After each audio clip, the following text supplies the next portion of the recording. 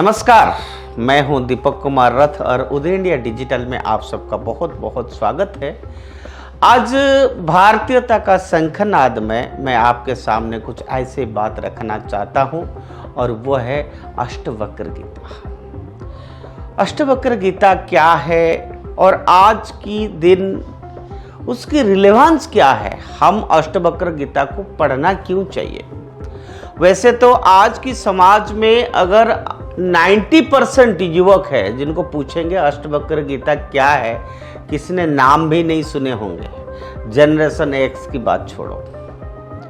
तो खैर, हमने छोटा सा प्रयास किया है कि ये जो ज्ञान का ग्रंथ है, जो भारतीय परंपरा का एक पाठ है, ये आपके सामने रखें और इसका लाभ आप सबको मिले, क्योंकि ये महान संतों की लिखा हुआ है और ये विषय आज आपके सामने रखूंगा।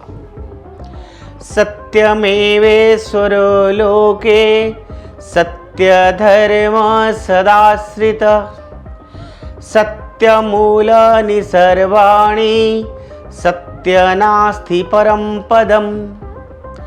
सत्य ही इस संसार में ईश्वर है, धर्म भी सत्य के ही आश्रित है, सत्य सभी की मूल आत्मा है, सत्य के बिना मोक्ष की प्राप्ति असंभव ही है। भारतीय शास्त्रों में सत्य की महिमा का अद्भुत वर्णन है और सत्य की इस महिमा का अद्भुत उद्घोष होता है। अष्टवक्र गीता में उदय इंडिया पर हमारी कोशिश होती है कि हम आपके लिए भारत के प्राचीन आध्यात्मिक धरोहर में चुन चुन कर मोतियां लाए। इस श्रृंखला में हमने उपनिषदों पर आधारित कई एपिसोड प्रसारित किए हैं और अब हम आपके लिए लेकर आए हैं अष्टवक्र गीता।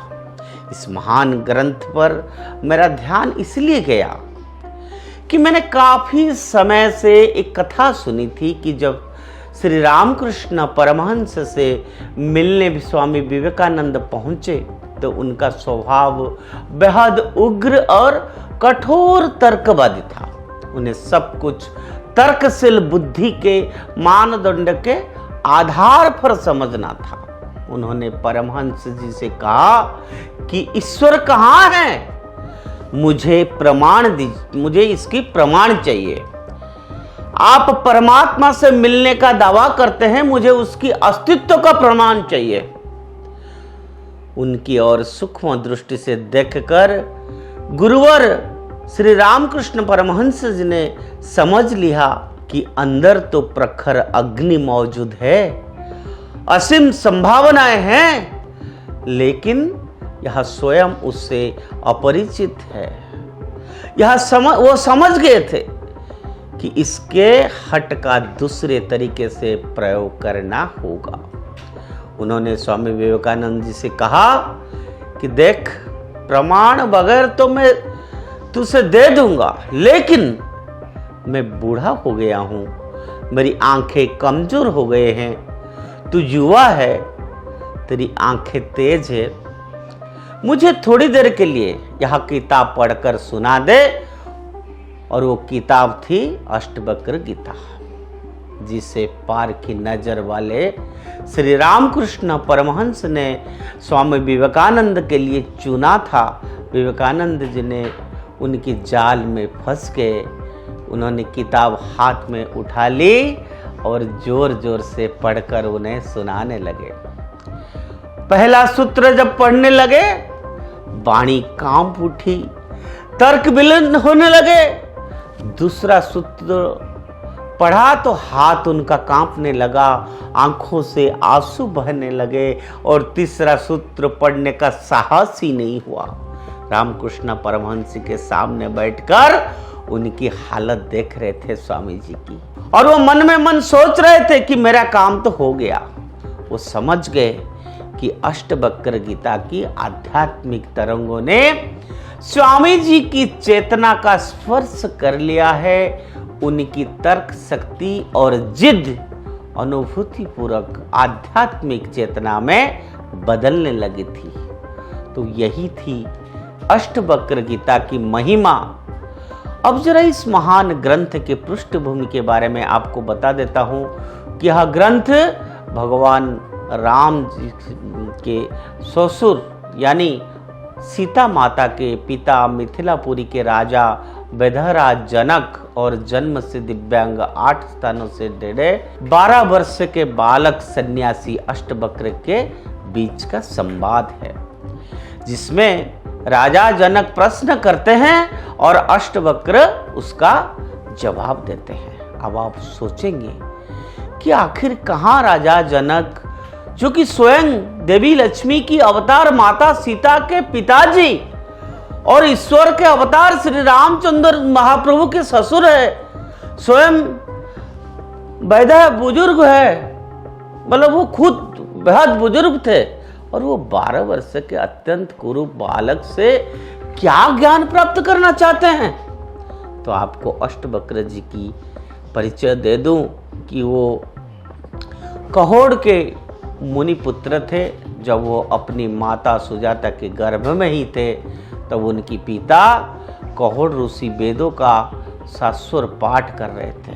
तब गर्भस्थ बालक ने कहा कि यह तो सिर्फ शब्द है, इनमें ज्ञान कहाँ है, शब्दों में सत्य कहाँ? सत्य तो स्वयं में स्थित है। गर्भ के अंदर से बालक की टिप्पणी सुनकर कहोड़ ऋषि क्रोधित हुए और उन्होंने अपने ही बेटे को श्राप दे दिया कि तू जन्म से पहले ही वेदों पर प्रश्न उठाने का दुस्साहस कर लिया है, जा तू अष्टवक्र हो जा, यानी दिव्यांग हो जा। पिता की श्राप से अष्टवक्र जन्म से ही बेहद कुरूप पैदा हुए हैं। बड़े होने पर जब वो जनक की विश्व प्रसिद्ध विद्युत सभा में पहुंचे तो वहां मौजूद सारे विद्युत जन उनका बेडोल शरीर देखकर हंसने लगे। तब उन्हें देखकर अष्टवक्र और जोर से हंसने लगे।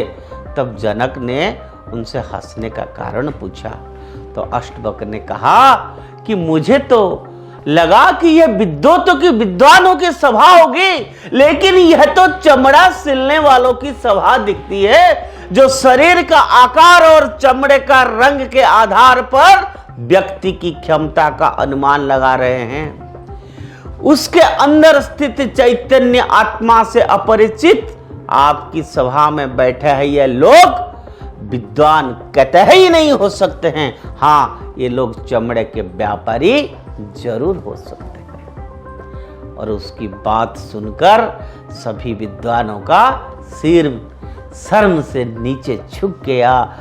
राजा जनक विनीत भाव से अपने सिंहासन से उतरकर आए और बोले, अष्टवक्र के पास आए, उनसे ज्ञान की याचना की। राजा जनक ने उनसे पूछा कि कथम ज्ञान व्याप्तोति कथम मुक्तिर्भविष्यति वैराग्यम च कथम प्राप्तमेत भूहि मम। प्रभु, अर्थात ज्ञान की प्राप्ति कैसे होती है, मुक्ति कैसे प्राप्त होती है, वैराग्य कैसे प्राप्त किया जाता है, हे प्रभु कृपया मुझे बताएं। और इसकी उत्तर में अष्टवक्र जी ने कहा, मुक्ति मिच्छासि चेतान विषयान विषयोत्यज क्षमार्ज बतया तो सत्यं पीयूष वद भज। अर्थात हे राजा जनक, संपूर्ण अनर्थों की निवृत्ति, परमानंद और मुक्ति की प्राप्ति के लिए शब्द, स्पर्श, रूप, रस और गंध, इन पांचों विषयों में आसक्ति को त्याग देवे। ये 5 विषय कर्ण, त्वचा, नेत्र, जिह्वा और नासिका का 5 ज्ञानेंद्रियों के है। यह संपूर्ण जीव के बंधन है। इससे बंधा हुआ जीव उत्पन्न होता है और मरता है, तब बड़ा दुखी होता है। जिस प्रकार विष भक्षण करने वाले पुरुष को दुख होता है, उसी प्रकार शब्दादि विषय भोग करने वाला पुरुष दुखी ही होता है। अर्थात शब्दादि विषय महा अनर्थ का मूल है। उन विषयों को तू त्याग दे।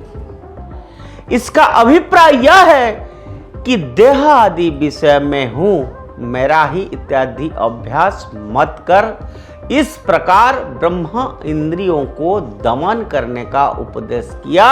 जो पुरुष इस प्रकार करता है उसी को दम नाम वाले प्रथम साधन की प्राप्ति होती है, और जो अंतकरण को बस में कर लेता है उसको सम नाम वाली दूसरी साधन संपत्ति की प्राप्ति होती है।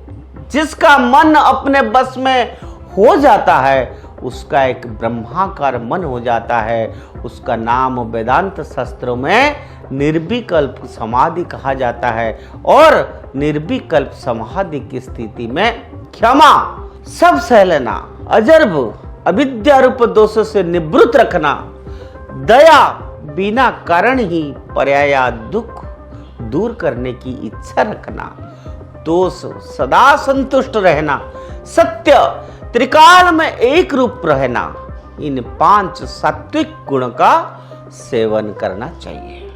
जिस प्रकार अमृत तुल्य औषधि का सेवन से संपूर्ण रोग दूर हो जाता है, उसी प्रकार इन 5 गुणों के सेवन से जन्म मृत्यु रूप विषय रोग संपूर्ण रूप से दूर हो जाता है। क्योंकि विषयों में आसक्ति से ही दुख स्वरूपी विष की उत्पत्ति होती है, जो मनुष्य जीवन को दग्ध कर देता है। अष्टवक्र गीता का यह पहला श्लोक है, जिसका भाष्य मैंने प्रस्तुत करने का किंचित मात्र प्रयास किया।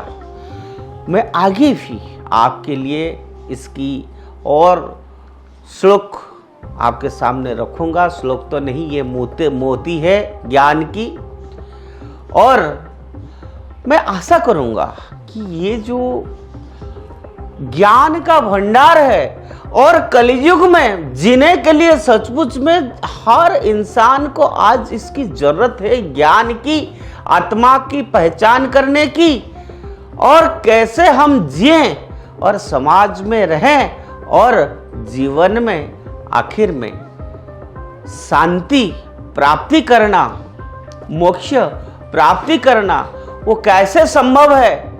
केवल करोड़ों रुपया कमाना, बिल्डिंग बनाना, पाप करना, और इस सब की क्या फल होती है, और जीवन को समझ जाना, आत्मा को पहुंच लेना, आत्मा को पहचान लेना, उसकी क्यों जरूरत है, ये इस अष्टवक्र गीता में कहा गया है। मैं समझता हूँ हमारा सारे दर्शकों लोग इसको पढ़े, इसको शेयर करें, मुझे अच्छा लगेगा। फिर अगला श्लोक में इसी विषय पर हम चर्चा करेंगे। आज के लिए इतना।